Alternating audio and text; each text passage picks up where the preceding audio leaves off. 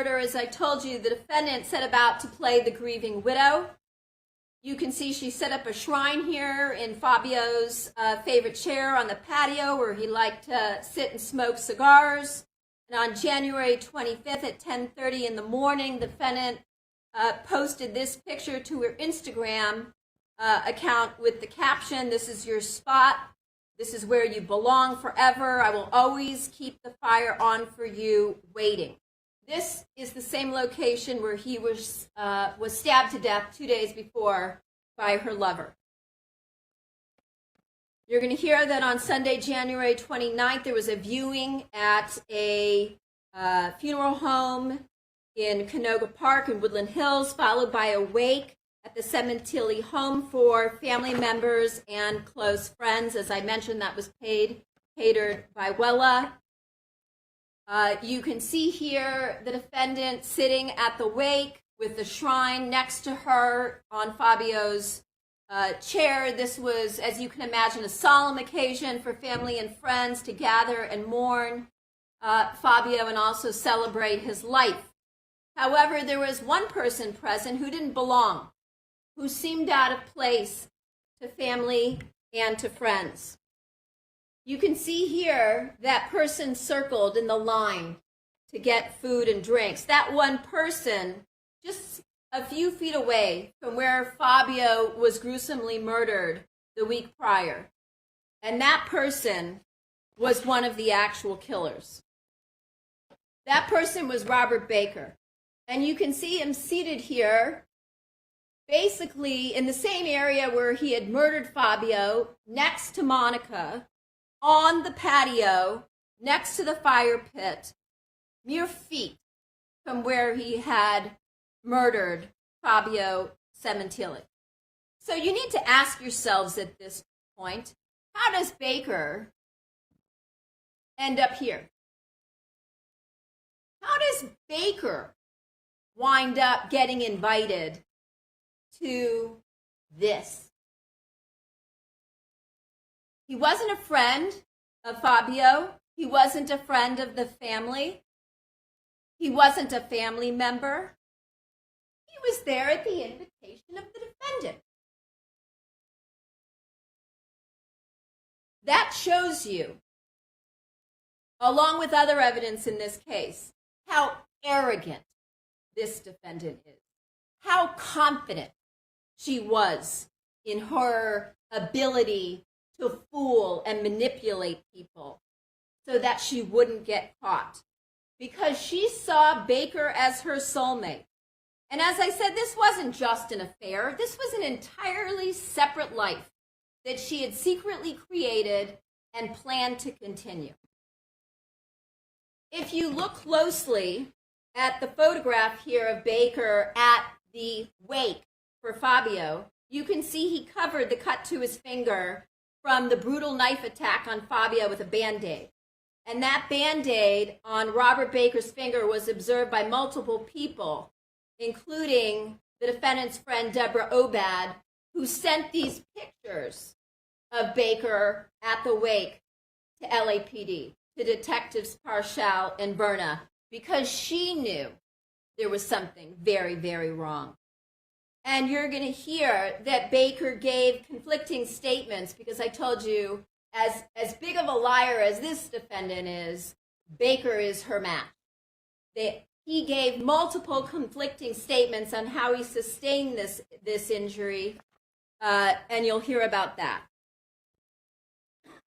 Now I want to show you the evidence of the defendant's alternate life after her husband's murder, which she was keeping secret from her family and friends. You're going to learn, as I told you, that she's the master of deception, and you have photographic evidence to prove it. They say a picture is worth 1,000 words. I don't have to stand up here for 2 days, although it sounds like at this point I will be. But you're going to have an enormous amount of photographic evidence that's going to show you this. She presented herself as a grieving wife and mom, but as you can see here, it was all an act. These are photographs that were taken, the first one on March 18th, 2017, and the other one on the right in Las Vegas on May 5th of 2017. The evidence is going to show that she prided herself on being this great actress, that she was a very convincing liar, but she's also a chameleon. She can change who she appears to be, and that she fooled so many people who thought that they knew her and still believe that they know her.